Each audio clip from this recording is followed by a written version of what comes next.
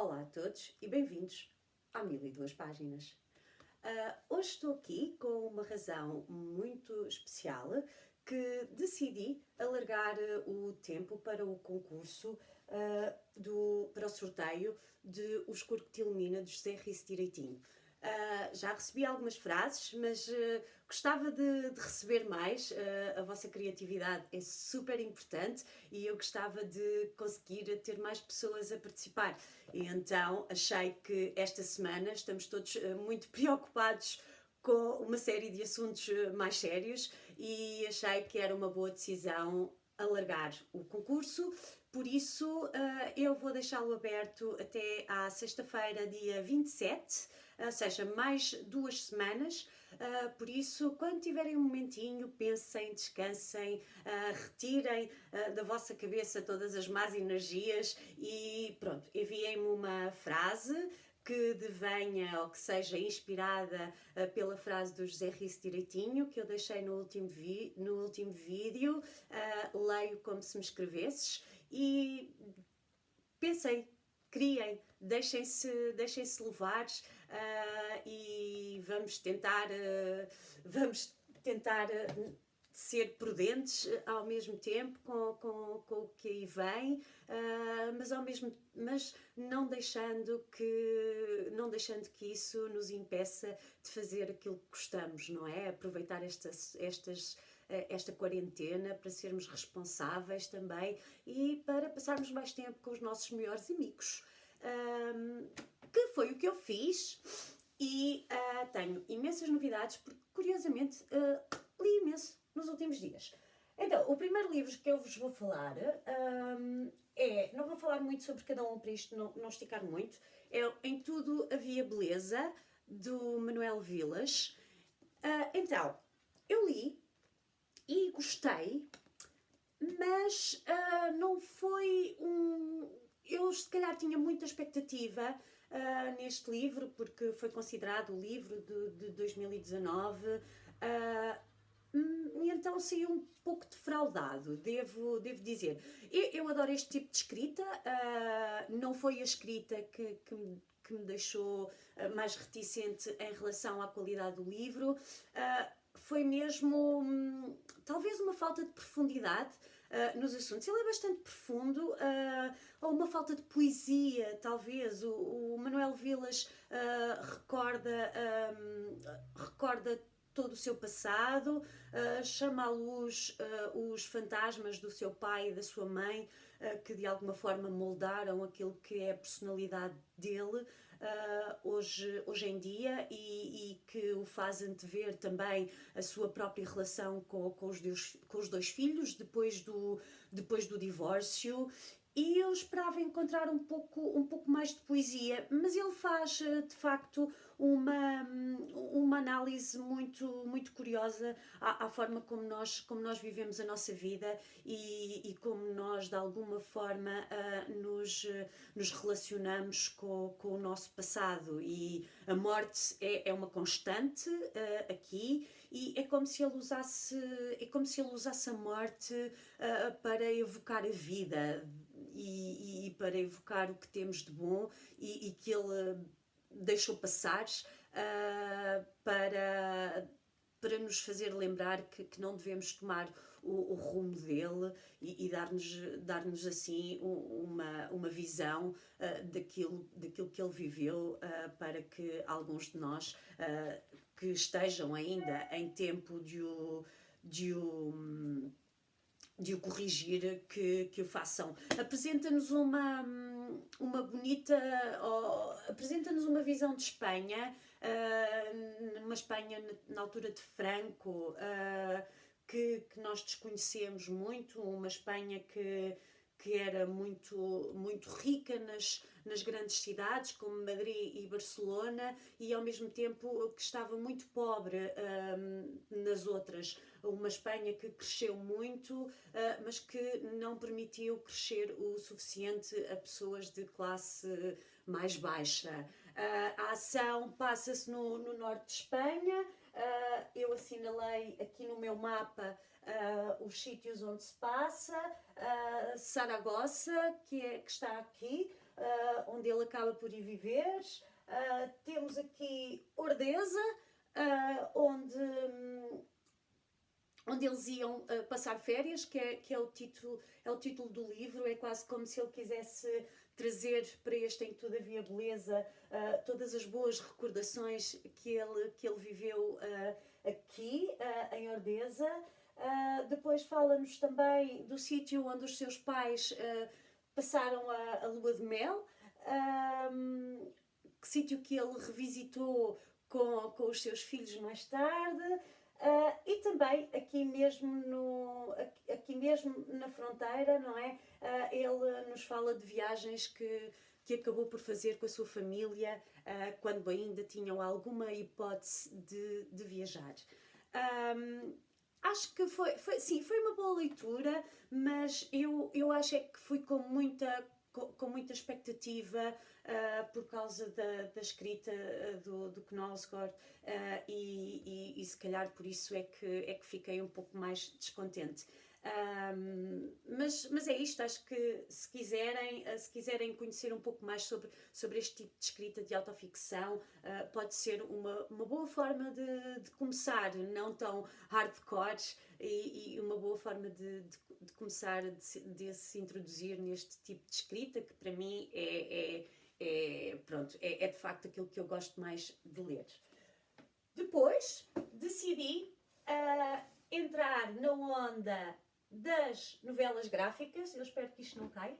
Das novelas gráficas, porque com o BookTube percebi que há imensa gente que lê novelas gráficas e eu nunca lhes tinha dado grande hipótese. E então tinha algumas, e comecei pela Dança das Andorinhas,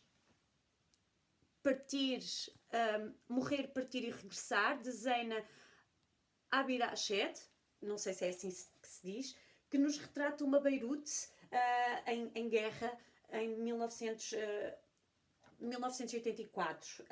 Ela retrata uma situação em específico, de quando os seus pais vão visitar a sua avó. Eu partilhei no Instagram uma das imagens mais curiosas que ela tem no seu livro, que é esta. Como podem ver, ela fala de como se tem que fazer o percurso, que supostamente é muito curto, mas como é que ele tem que ser feito. Mostra uma coreografia de como tem que se deslocar de um sítio para o outro. Os seus pais ficam presos por causa de um sniper e de tiros e bombas que se avizinham. Eles ficam presos em casa da avó. Os dois miúdos ficam sozinhos, e então aquilo que se assiste e é essa a beleza deste livro, é a interajuda e onde se pode ver o amor que deve existir e que de alguma forma nos fala. Eles juntam-se todos em casa da Zeina, porque é o sítio mais seguro do prédio, e cada um traz um pouco do que tem, de forma a comerem, de forma a beberem, de forma a estarem juntos e a sentirem-se de alguma forma mais seguros. Eu acho que é uma leitura interessante para se fazer neste espírito que estamos, não é? E para ponderarmos que de facto chega de pensarmos em nós, e se calhar o que nos salva é mesmo o espírito de entreajuda que podemos, que devemos, aliás, não é que podemos, mas que devemos ter uns para com os outros. Depois, o outro que vos trago é uma surpresa enorme. Eu estou a fazer alguns desafios, e um deles é o desafio noruegueses. E então fui à biblioteca e trouxe um livro de um senhor chamado Tormod Haugen, que foi o prémio Hans Christian Andersen em 1990, e ele escreve para um público mais jovem, infanto-juvenil. O livro chama-se Pássaros da Noite, e é muito interessante porque eu não era muito fã de literatura infanto-juvenil, e descobri aqui a fórmula como se deve escrever para este público. É super poético e pronto, já devem ter percebido que é a minha cena. É super poético, com uma linguagem muito clara, com muita fantasia, muito idílico, mas que de alguma forma não a garota, não é? Aquilo que é a linguagem, para aquilo que normalmente é a linguagem para um público, para este tipo de público. Ele, ele discute temas super importantes como a depressão de um pai e como é que eles. E anda tudo à volta da forma. Além da depressão do pai, também fala muito do bullying, não é?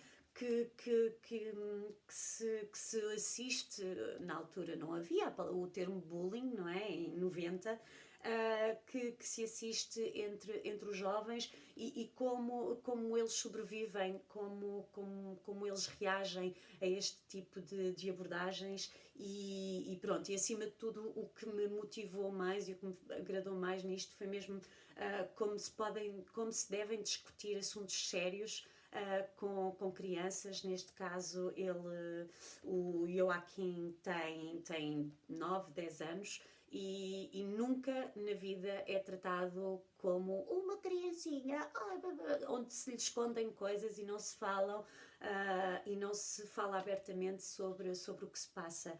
Obviamente que é um falar abertamente, mas sempre com uma esperança, não o fazendo perder a esperança no futuro e não o fazendo acreditar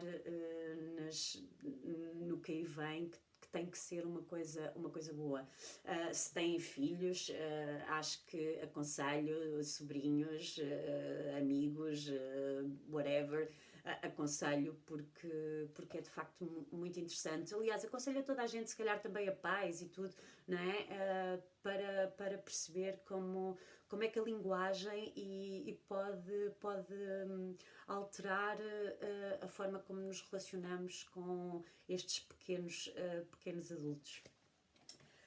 Depois, foi mesmo intenso, digo-vos, li Essa Gente, de Chico Buarque. Terminei ontem de ler. É um romance super interessante. Eu nunca tinha lido nada de Chico Buarque. Obviamente, como toda a gente, eu conheço as suas canções e gosto bastante. E é a história de um escritor que entra em decadência depois de vários romances com muito sucesso e depois de 2 casamentos falhados. Ele fala da sua relação com o filho, que decaiu, que era quase inexistente, para uma altura em que, com uma depressão da sua primeira ex-mulher, mãe do filho, ele teve que assumir as suas funções de pai e como isso transforma. É muito poético. É muito poético, ao estilo de Chico Buarque, e faz-nos colocar em perspectiva uma série de outras coisas. Ele decai como decai um Brasil nesta altura. Isto foi escrito em 2019. É escrito como um diário, como podem ver, e é um balanço entre aquilo que é ficção, aquilo que é realidade, aquilo que é o sonho, aquilo que é o desejo, aquilo que nós gostávamos que acontecesse, e é bastante interessante. Fiquei muito, muito contente com este livro. Li num dia mesmo, aliás, comecei numa tarde e acabei na noite seguinte, e ele passa-se no Rio de Janeiro, entre a favela e os bairros mais chiques do Rio de Janeiro, e é muito curioso de ver de facto essa transição e essa diferença e o que se passa com este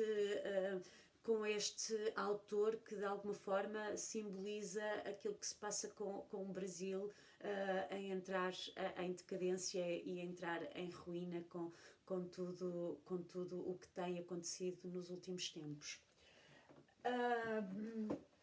Entretanto, em relação à minha TBR, está muito mais pequena, porque eu decidi retirar daqui o Proust, Em Busca do Tempo Perdido. Decidi porque comecei a lê-lo 2 páginas e achei ainda não é o tempo de eu entrar no Proust. Acho que preciso de mais bagagem para criar uma relação mais íntima e de mais proximidade com aquilo que ele escreve e com a forma tão filosófica e tão forte que ele escreve, que eu ainda não tenho, se calhar, uma maturidade literária e fui humilde, voltei a colocá-lo na prateleira e pensei, vamos daqui a uns tempos, vamos voltar. Outro livro que eu coloquei na prateleira foi O Apelo da Tribo, de Mário Vargas Llosa, que ontem decidi, não, é a altura. É a altura de ler este Apelo na Tribo. Este é um livro que fala sobre grandes filósofos e pensadores e aquilo que Mário Vargas Llosa faz é andar à volta das suas teses e falar de como de como vivemos em sociedade e de como de como nos encontramos e do que é que esta sociedade capitalista faz com a nossa liberdade e com a nossa intelectualidade e como devemos sobreviver a isso. E então, a partir de ontem, com tudo aquilo que se ouviu nas notícias, e que se diz e que é tão difícil por vezes, pelo menos eu falo por mim, conseguir perceber o que é um alarmismo, o que é uma responsabilidade, onde é que estamos, o que é verdade, o que é mentira, o que é que os mídias nos estão a vender, o que é que os mídias nos estão a esconder. Acho que é tudo, temos que pôr tudo em causa, temos que pôr tudo em causa nesta altura e a única coisa que não podemos duvidar é de nós próprios e do amor e do respeito que devemos ter aos outros e então foi por isso que eu decidi regressar ao Mário Vargas Llosa. Eu ainda só li o ensaio sobre um dos pensadores de quem ele fala, Adam Smith, que é incrível ler o que ele escreve, porque isto data de 1770, mais ou menos, por essa volta, e sinceramente, 300 e tal anos depois, é como se nada tivesse mudado. Está cá tudo. Por isso, acho que é um livro importantíssimo, nesta altura em que devemos repensar a nossa vida em sociedade e que devemos repensar como é que queremos estar, onde é que queremos estar, devemos repensar novas formas de trabalhar e de estar no nosso trabalho.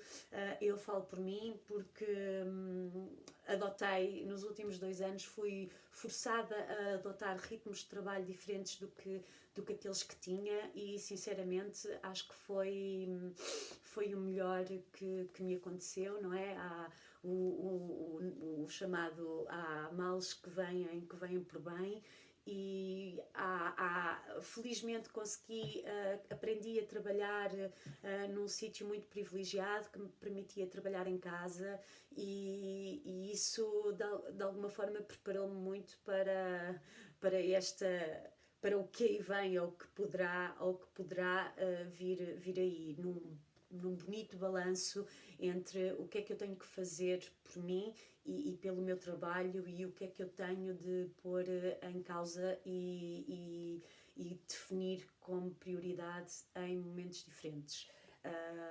Pronto, é isto. Aconselho mesmo. Era só isto, pronto, eu aproveitei este vídeo para vos falar um pouco, para vos mostrar os meus, enquanto vejo os vossos, não é? E pronto, não se esqueçam de participar para ganhar um livro autografado do José Risso Direitinho. É uma boa altura para pôr a leitura em dia, aquelas séries que não vemos e pagamos uma mensalidade da Netflix para andar a fazer zapping. Temos tempo, é uma boa oportunidade para passarmos com os nossos filhos, a nossa família, com muito cuidado, obviamente, para connosco e para com os outros, essencialmente. E pá, calmem lá no papel higiênico, man.